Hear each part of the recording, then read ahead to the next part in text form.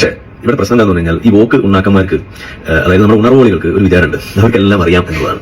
പക്ഷെ അതൊരു തെറ്റിദ്ധാരണയാണ്. നമുക്ക് ആരിഫ് പറഞ്ഞ വോക്ക് ഉണ്ടാക്കന്മാരെ പറ്റി, ഈ വോക്ക് നാറികളെ പറ്റി പറയാം. സത്യത്തിന് മനുഷ്യന്മാർക്ക് ഈ ഭൗതികമായുള്ള വികാസം ഉണ്ടായിട്ടുണ്ട്. പക്ഷെ ഇപ്പോഴും ഇല്ലാത്ത കുറച്ച് ടീമുകളാണ് ഈ വോക്കുകൾ എന്ന് പറയുന്നത്. അവന്മാരൊരു ഒറ്റ ഫ്രെയിമിലൂടെ കാര്യങ്ങളാണ്. എന്നുവെച്ചാൽ ഇസ്ലാം കുറ്റം ചെയ്യില്ല, ഇസ്ലാം എന്നാൽ ലോകത്ത് ഏറ്റവും അടിച്ചമർത്തപ്പെട്ടവരാണ്, ഇസ്ലാമിന്റെ ഭാഗത്ത് തെറ്റില്ല, ഇസ്ലാമിന്റെ ഭാഗത്ത് ഉണ്ടാവുന്നൊക്കെ റെസിസ്റ്റൻസ് ആണ്.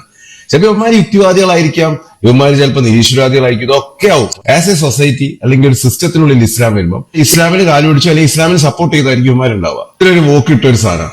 ഞാൻ നിയോ നാസികളോട് സംസാരിക്കില്ല, ഇത് ഇവന്മാർ ഏറ്റവും വലിയ പ്രശ്നം. ഇവന്മാർ ചർച്ചയ്ക്ക് വരില്ല, ഇവന്മാർ ചർച്ചയ്ക്ക് പോകും. ഇവന്മാരുടെ എക്കോ ചേമ്പറിൽ ഇവന്മാർ ചർച്ചയ്ക്ക് പോകും, എന്നിട്ട് സ്വയം ഒരേ തീരുമാനം അങ്ങോട്ടും ഇങ്ങോട്ടും കൈയടിച്ച് പാസ്സാക്കും. പക്ഷെ ഇവരൊരു പൊട്ടക്കിണറ്റിലെ തവളകളെ പോലെ എക്കോ ചേമ്പറിൽ മാത്രം ഇരിക്കുന്ന ആൾക്കാരാണ്. ഒരാള് നിയോനാസി എന്നങ്ങോട്ട് പേരിട്ടിട്ട് ഇനി നിയോനാസികളോട് ഞാൻ ചർച്ച പ്രശ്നം കഴിഞ്ഞല്ലോ. കാരണം പിന്നെ ചർച്ചയ്ക്ക് പോകണ്ട, ചർച്ചയ്ക്ക് പോയി കഴിഞ്ഞാൽ നാട്ടുകാർക്ക് മനസ്സിലാവില്ല ഇവന്റെ വാദങ്ങളെല്ലാം പൊളത്തരാണ്. ക്യാൻസൽ കൾച്ചർ എന്ന് പറഞ്ഞ സാധനം ഇവരുടെ ജന്മനായ ഇവരുടെ ജെൻസിലുള്ളതാണ്. എതിരഭിപ്രായക്കാരോട് സംസാരിക്കില്ല, സംസാരിച്ചു കഴിഞ്ഞാൽ വാദം പൊളിയെന്ന് അറിയുന്നതുകൊണ്ട് തന്നെ ഇവർ ഇസ്രായേലിനെ കുറെ കുറ്റം പറയും, മറ്റേ IDF കുറെ കുറ്റം പറയും. പക്ഷേ ഇവന്മാര് ഹമാസിനെ പറ്റി മിണ്ടൂല. ഹമാസ് ചെയ്യുന്നവർക്ക് രക്ഷാപ്രവർത്തനമാണ്, ഹമാസ് ചെയ്യുന്നവർക്ക് എന്തോ റെസിസ്റ്റൻസ് ആണ്. ഇവരുടെ സ്ത്രീകളെ വരെ വെച്ച കൺസേർട്ടുമായ ആൾക്കാരെ തട്ടിക്കൊണ്ടുപോയി കൊന്ന് ബലാത്സംഗം ചെയ്ത് വെച്ചാൽ അവരുടെ തടവിലുള്ള ഇസ്രായേലുകാരെ സ്വന്തം കുടുംബാംഗങ്ങളുമായിട്ട് വരെ സൈക്കോളജിക്കലി അവരുടെ ടോർച്ചർ ചെയ്യാൻ വേണ്ടി സെക്സ് ചെയ്യിപ്പിച്ച് വൃത്തികെട്ട തീവ്രവാദികളാണ് ഈ ഹമാസ്. ഇവരെ പറ്റി ഇവരൊന്നും മിണ്ടൂല. ലോകത്ത് റൈറ്റ് വിങ് അല്ലെങ്കിൽ ഇസ്ലാം അല്ലാത്ത പ്രത്യേക ശാസ്ത്രങ്ങളോ അല്ലെങ്കിൽ ഇസ്ലാം അല്ലാത്ത പൊളിറ്റിക്സോ അല്ലെങ്കിൽ ഇസ്ലാമിനെ വിമർശിക്കുന്ന പൊളിറ്റിക്സോ ഏറ്റവും കൂടാൻ കാരണം ഈ വോക്കുകളെ പണിയുണ്ടാകും. ഇപ്പം US റൈറ്റ് വിങ് പൊളിറ്റിക്സ് അല്ലെങ്കിൽ കൺസർവേറ്റീവ് പൊളിറ്റിക്സ് ഇത്രയും ഭയങ്കരമായ രീതിയിലും അതൊരു പരിധിക്ക് അപ്പുറം വരെ വളർന്നത് ഈ വോക്ക് നാറികൾ ഉടായ്പുകാരനാണ്.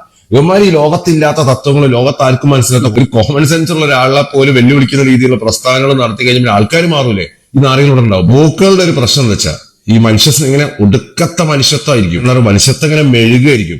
ഈ ഗാസയിലെ ആൾക്കാർ തട്ടിപ്പോയവരെ മനുഷ്യത്വം ഉണരും. പക്ഷെ സുഡാനില്, അതേപോലെ യമനില്, അഫ്ഗാനിസ്ഥാനില്, പാകിസ്ഥാനില് ഇസ്ലാമിലെ ആളുകൾ പൊട്ടിത്തെറിച്ച് ആൾക്കാർ ചാവുമ്പോൾ മിണ്ടൂല. ലോകത്ത് നോക്കിക്കഴിഞ്ഞാൽ ഏകദേശം ഒരു മാസം 3 മുതൽ 5 വരെ ഇസ്ലാമിക ആക്രമണങ്ങൾ നടക്കുന്നുണ്ട്. ഒരു കൊല്ലം ഏകദേശം ഒരു 50-60ഓളം ഇസ്ലാമികമായുള്ള തീവ്രവാദ ആക്രമണങ്ങൾ നടക്കുന്നുണ്ട്. ഇതിനൊന്നും വോക്കുകളും മിണ്ടൂല.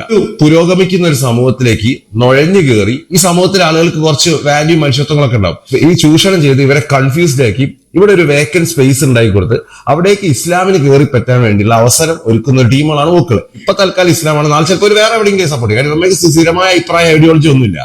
ഇവന്മാരുടെ കുറെ ആൾക്കാർ വലിയ സ്ത്രീ സംരക്ഷകരായിരിക്കും. ഹമാസ് റേപ്പ് ചെയ്ത പെണ്ണുങ്ങളെ പറ്റി ചോദിച്ചാൽ അവന്മാർക്ക് വായിൽ പാഴായിരിക്കും. പിന്നെ ഇവന്മാർ ഒടുക്കത്തെ സ്നോഫ്ലേക്സ് ആയിരിക്കും, ഒടുക്കത്തെ ഫീലോളികളാണ്. നമ്മൾ എന്തെങ്കിലും ഫാക്സ് പറയുമ്പോൾ ആ ഫാക്സിനെ കൗണ്ടർ ചെയ്യാതെ അതിന്റെ ഉള്ളിലെ മറ്റേ ഇമോഷണൽ സാധനം മാത്രം എടുത്തിട്ട് ചെയ്യുന്ന ഒരു ടീമാണ് ഇവന്മാര്.